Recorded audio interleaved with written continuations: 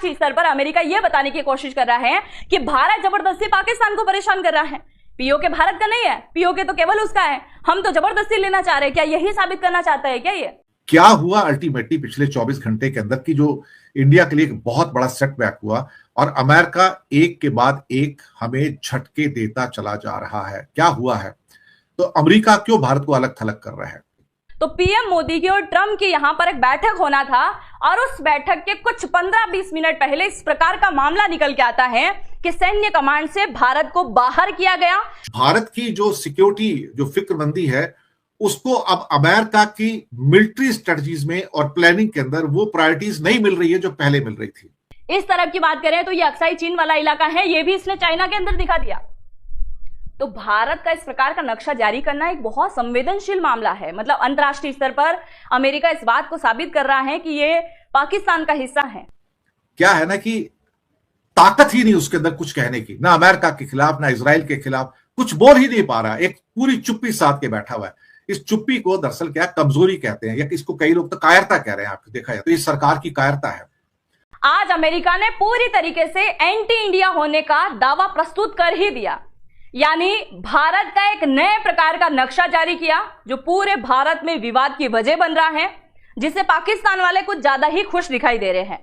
और साथ ही 2018 के अंदर अमेरिका ने भारत के साथ में मिलकर एक समझौता किया था, उस समझौते को लेकर भी आज चर्चा हुई है, जिससे चाइना बहुत ज्यादा खुश दिखाई दे रहा है कि अमेरिका ने सैन्य कमांड से भारत को पूरी तरीके से बाहर कर दिया। और ये बाहर कब किया? आप सभी जानते हैं J7 समिट अभी चल रहा है, जिसमें भारत को भी निमंत्रण दिया गया है। हालांकि भारत उसका हिस्सा नहीं है, फिर भी भारत को बुलाया गया है। तो पीएम मोदी की और ट्रम्प की यहां पर एक बैठक होना था और उस बैठक के कुछ 15-20 मिनट पहले इस प्रकार का मामला निकल के आता है कि सैन्य कमांड से भारत को बाहर किया गया।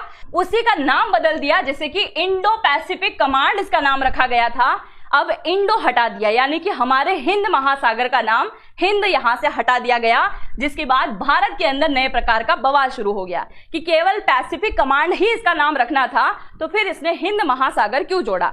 अच्छा, हिंद महासागर 2018 के अंदर जोड़ दिया, तो 2026 के जून में यानी कि आज के दिन ऐसा क्या हो गया कि इसने इस नाम को हटा दिया। और इस नाम का हटाने का अर्थ यह निकाला जा रहा है, क्या अमेरिका के लिए अब भारत किसी प्रकार का महत्व नहीं रखता है? क्या राजनीतिक महत्व पूरी तरीके से खत्म हो गया जो इसने इस प्रकार का नाम हटा दिया? बल्कि 2018 में ये जो समझौता हुआ था, इस समझौते के अकॉर्डिंग अमेरिका ने क्वाड तक बनाने की बात करी थी और क्वाड बनाए भी हैं। आप जानते हैं ना, क्वाड बनाया गया था जिसमें भी भारत राष्ट्रीय स्तर पर अमेरिका यह बताने की कोशिश कर रहा है कि भारत जबरदस्ती पाकिस्तान को परेशान कर रहा है। पीओके भारत का नहीं है, पीओके तो केवल उसका है, हम तो जबरदस्ती लेना चाह रहे हैं। क्या यही साबित करना चाहता है क्या ये? ऐसे नेपाल की तरह नहीं है कि नेपाल अभी 2002 से लेकर 2018 के बीच में लगातार विरोध कर रहा है कि लिपुलेख दर्रा, लिम्पियाथुरा, काला पानी उसका है। ये समझौता अंग्रेजों के टाइम में हुआ था, तब कभी नेपाल ने नहीं बोला, और आज जाके बोल रहा है तो हम इसका विरोध करेंगे। पर भारत से जब से पीओके लिया गया है तब से भारत बोल रहा है कि हमारी जमीन पाकिस्तान के पास में है। और अमेरिका यहां क्या साबित करना चाह रहा है, जिसे लेकर ये नक्शा है। ये आप देखिए नक्शा कैसा जारी किया है, मैं आपको बताने वाली हूं। ये देखिए 17 जून आज की खबर है 2026, अभी 11 बजे यह नक्शा जारी किया गया था। पाकिस्तान में केवल 4 प्रांत है, एक रहा पंजाब, एक रहा खैबर पख्तूनवा, दूसरा रहा सिंध और चौथा आता है बलूचिस्तान। 4 प्रांत है। इसने जो नक्शा जारी किया है अमेरिका ने, उसमें ये वाला हिस्सा जो भारत का है, जिसे आप बहुत अच्छे से जानते हैं कि इस वाले हिस्से को हम कहते हैं, ये इसको पाकिस्तान बोलता है आजाद कश्मीर और इसको बोलता है गिलगिट बाल्टिस्तान, जबकि ये हमारा पीओके है। इस तरफ की बात करें तो ये अक्साई चीन वाला इलाका है, ये भी इसने चाइना के अंदर दिखा दिया। तो भारत का इस प्रकार का नक्शा जारी करना एक बहुत संवेदनशील मामला है। मतलब अंतरराष्ट्रीय स्तर पर अमेरिका इस बात को साबित कर रहा है कि ये पाकिस्तान का हिस्सा है, भारत जबरदस्ती परेशान कर रहा है। अचानक से भारत डिप्लोमेटिक आइसोलेशन में चला गया। अमेरिका ने इंडिया को अवॉइड करना शुरू किया। G7 के अंदर भी भारत की और मोदी की हिम्मत नहीं पड़ी कि G7 की मीटिंग में अमेरिका का नाम लेके कह सके कि तुमने हमारे जो शिपीज हैं उसको मारा है। नहीं कहा, हिम्मत नहीं पड़ी उस बात की। और उसके बाद पिछली बार की तरह जो जफियां पपियां थी मोदी और ट्रंप के बीच में, सब गायब थी। ट्रंप ने सिर्फ हाथ मिलाया और कुछ नहीं किया। इनडायरेक्टली इंडिया ने कहा कि नाविकों की सुरक्षा होनी चाहिए, शिपीज की सुरक्षा होनी चाहिए, इससे ज्यादा कुछ नहीं। यानी कि खौफ और डर इतना ज्यादा मोदी के अंदर कि अमेरिका का नाम लेना भी दूभर। लेकिन आज ये एक और हादसा होता है कि जहां पर इंडो पैसिफिक के अंदर इंडो वर्ड हटा दिया जाता है अमेरिका के द्वारा, और इसको अब कहा कि this will be A Pacific command only, Indo word is gone. यहां से इंडिया का एक ग्रेटर आइसोलेशन स्टार्ट होता है डिप्लोमेटिकली। इसी के ऊपर पर्सपेक्टिव पेश करेंगे। तो स्वागत है आप सबका, नमस्कार, गुड इवनिंग, आदाब और सत श्री अकाल। क्या हुआ अल्टीमेटली पिछले 24 घंटे के अंदर की जो इंडिया के लिए एक बहुत बड़ा सेटबैक हुआ, और अमेरिका एक के बाद एक हमें झटके देता चला जा रहा है। क्या हुआ है?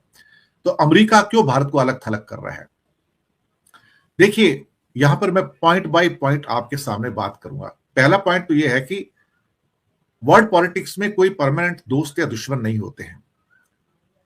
पिछले करीब करीब कई दशकों से, कई डेकेड से इंडो पैसिफिक जो वर्ड था ना, वो डिप्लोमेसी का सेंट्रल पॉइंट रहा है, इसमें कोई शक वाली बात नहीं, और इसी नाम से इसको बुलाते रहे हैं। अमेरिका ने भारत को बेसिकली चाइना के खिलाफ एक ढाल के रूप में इस्तेमाल किया, लेकिन बदलती हुई जियोपॉलिटिकल सिचुएशन में चेंजेस इन द प्रायोरिटीज और जो स्ट्रेटेजिक बयान है, उनसे एक इंडिकेशन मिलता है कि अमेरिका अपनी प्रायोरिटीज को चेंज कर रहा है। तो क्या अमेरिका चीन के साथ सीधे टकराव से पीछे हट रहा है? Yes, answer is yes. क्या इंडो पैसिफिक की डोमेन कमजोर हो रही है? यस। क्या इसके कारण क्वाड जो बनाया गया था चाइना के विरोध के लिए, वो डेड पड़ रहा है? यस। इसके बाद अगला जो पॉइंट आता है जिसके बारे में बात करना चाहूंगा कि पैसिफिक कमान वर्सेस इंडो पैसिफिक कमान, ये बदलाव क्यों हुआ, और ये बदलाव नोटिफाई किया गया। मैं बताऊं, अमेरिका ने अपनी सबसे पुरानी जो उनकी सेंट्रल कमांड है, जी हां, कई साल पहले उसका नाम बदल के Indo Pacific, US Indo Pacific command किया था। उसका नाम था इंडो पैकॉम। जी हां, इंडो पैकॉम शॉर्ट में उसको कहते हैं। ये बताता था कि इंडिया भी काफी इंपॉर्टेंट है इस मामले में, और चाइना को अगर काउंटर करना है तो कहीं ना कहीं इंडिया को अपनी साइड में रखना होगा स्ट्रेटजिकली। यानी कि इंडो शब्द पर ध्यान बहुत ज्यादा दिया गया, और पूरा ये खित्ता इंडो पैसिफिक, और जो अमेरिकन कमांड जो थी वो भी इंडो पैसिफिक कमांड के नाम से जानी जाती थी। लेकिन अमेरिका के स्ट्रेटजिक डिस्कशंस में अब इंडो यानी कि इंडिया की महत्ता, इंपॉर्टेंस कम होती दिख रही है। अमेरिका के जो डिफेंस के थिंक टैंक्स हैं वो कहते हैं कि ये हम वापस से पैसिफिक कमांड कर रहे हैं, और लीगली राइटिंग में ऑर्डर इशू कर दिए, नोटिफिकेशन इशू कर दिया कि अब ये इंडो पैसिफिक नहीं होगा, ये सिर्फ पैसिफिक कमांड होगा टोटल मिला के, और हम साउथ चाइना सी के ऊपर और ताइवान के ऊपर भी ध्यान अब लगाएंगे। इसका मतलब ये था कि जो अमेरिका के पास जो नेवल पूरे उनके पास रिसोर्सेज हैं, अब उसको रीऑर्गेनाइज करके जो वेस्टर्न पैसिफिक ओशन है वहां पर तैनात करने की बात है। एक और इसमें जो प्रायोरिटी में चेंज आया है, अमेरिकन मिलिट्री प्रायोरिटी में चेंज आया है कि चाइना का जो मुख्य खतरा जो है वो ताइवान, जापान में है, ना कि इंडियन ओशन में। इंडियन ओशन में अब उन्हें वो चिंताएं नजर नहीं आ रही है, वो फिक्र नजर नहीं आ रही है। तो भारत की जो सिक्योरिटी, जो फिक्रमंदी है, उसको अब अमेरिका की मिलिट्री स्ट्रेटजीज में और प्लानिंग के अंदर वो प्रायोरिटीज नहीं मिल रही है जो पहले मिल रही थी। क्वाड क्यों फेल होता है? क्वाड के फेल होने के भी बहुत सारे कारण है, मैं आपको बताऊं। क्वाड ऐसे फेल नहीं हुआ है, क्वाड के फेल होने के बहुत सारे कारण है। जैसे मैं हमेशा कहता आया हूं कि ये एक किस्म से कॉफी टेबल बन गया था। मुझे एक भी उसका आउटकम आज तक या रिजल्ट नजर नहीं आया कि इन्होंने क्या उसमें ठोस हासिल किया है। तो मुझे शर्म आती है कि इस किस्म का ग्रुप बनाया क्यों गया। अमेरिका ने अपना मतलब साधा और चला गया, अब इंडिया को दूध में से मक्खी की तरह निकाल कर फेंक दिया।